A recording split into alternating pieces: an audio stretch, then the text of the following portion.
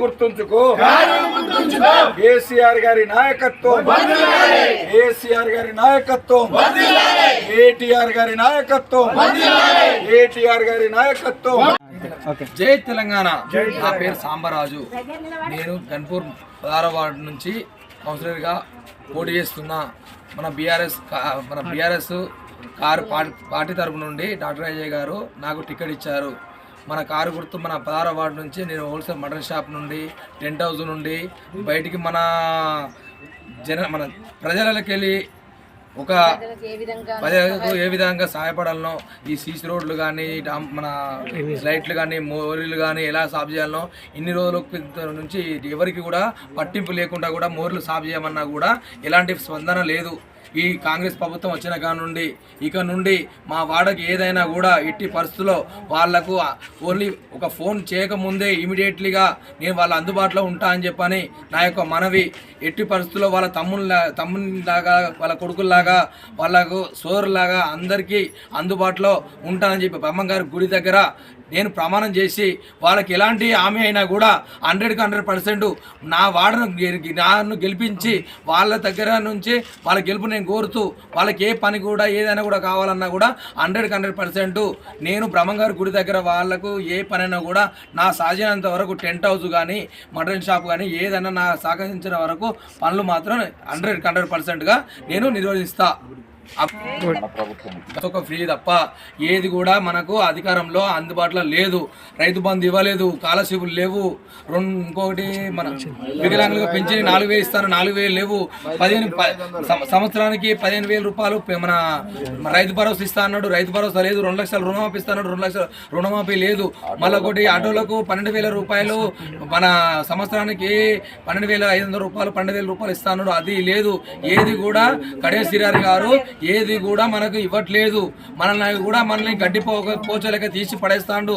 దానివల్ల నేను కేసీఆర్ గారికి సాంబరాజును గెలిపించి నన్ను అధిక మెజారిటీతో గెలిపించి నన్ను గెలిపేయాలని నేను కోరుతున్నాను. నా యొక్క ప్రార్థన.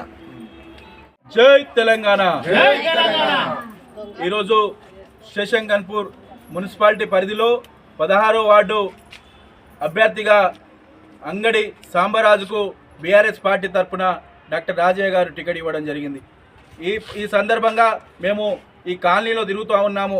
ఇక్కడ చూస్తే 2.5 సంవత్సరాల నుంచి ఒక సీసీ రోడ్ కానీ, ఒక డ్రైనేజ్ కానీ, ఒక వీధి లైట్లు కానీ ఏది కనబడట్లేదు. గత ప్రభుత్వంలో కేసీఆర్ గారి హయాంలో, డాక్టర్ తాటికొండ రాజయ్య గారి హయాంలో మేము సీసీ రోడ్లు వేసుకునే కనబడుతున్నాయి, మేము ఇచ్చిన పథకాలే కనబడుతున్నాయి తప్ప వేరే ఏం కనబడట్లేదు. కాబట్టి ఈరోజు 16వ వార్డులో మన అభ్యర్థి అయిన అంగడి సాంబరాజుకి కారు గుర్తుపైన ఓటు వేసి మీరు గెలిపించాలని చెప్పి కోరుకుంటున్నాను. ఎందుకంటే ఈరోజు బీఆర్ఎస్ పార్టీ చేసిన పనులే జరుగుతున్నాయి. అవే మేమిచ్చిన నిధులే ఇప్పటివరకు అవే చేసుకుంటూ వస్తున్నారు. కాబట్టి ఏది ఏమైనా కారు గుర్తుపైన మీ కాలనీ వాళ్ళు, ఈ వార్డు వాళ్ళు అందరూ కలిసి కారు గుర్తుపైన ఓటు వేసి గెలిపించాలని చెప్పి మనవి చేస్తున్నాను.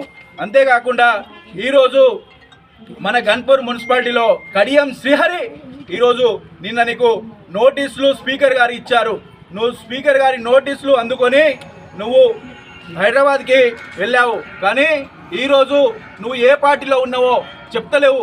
ఏ పార్టీలో ఉన్నావని అడిగితే అదే పార్టీలో ఉన్నా అని చెప్పి, ఏ పార్టీలో ఉండాలనో అదే పార్టీలో ఉండాలని చెప్పుకుంటూ ఈటి దాకా వచ్చినాము.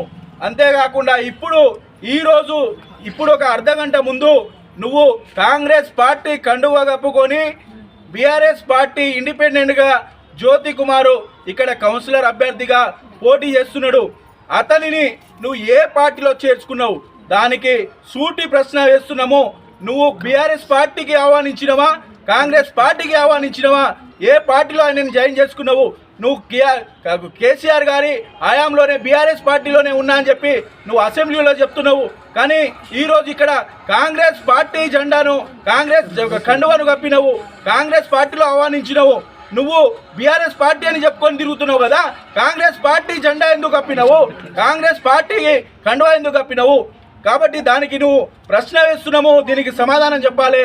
వెంటనే దీనిపైన స్పందించి నువ్వు ఏ పార్టీలో ఉన్నావో, ఈ గన్పూర్లో ఏ పార్టీకి ఓటేయాలని అడుగుతున్నావో దానిపైన నువ్వు మాకు సమాధానం చెప్పాలని చెప్పి మేము ముక్కుసూటిగా అడుగుతున్నాము.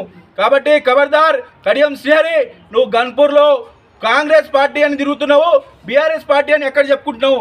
నీకు ఇన్ని అబద్ధాలు ఆడడం అవసరమా? నిన్ను మేము భుజాల పైన వేసుకొని ఇంటింటికి తిరిగి గెలిపించుకున్నాము. కానీ నువ్వు ఈరోజు మమ్మల్ని అందరినీ మోసం చేసి కాంగ్రెస్ పార్టీలో పోయి చిన్న పిల్లలతో కూడా నువ్వు మాటలు పడించుకుంటున్నావు.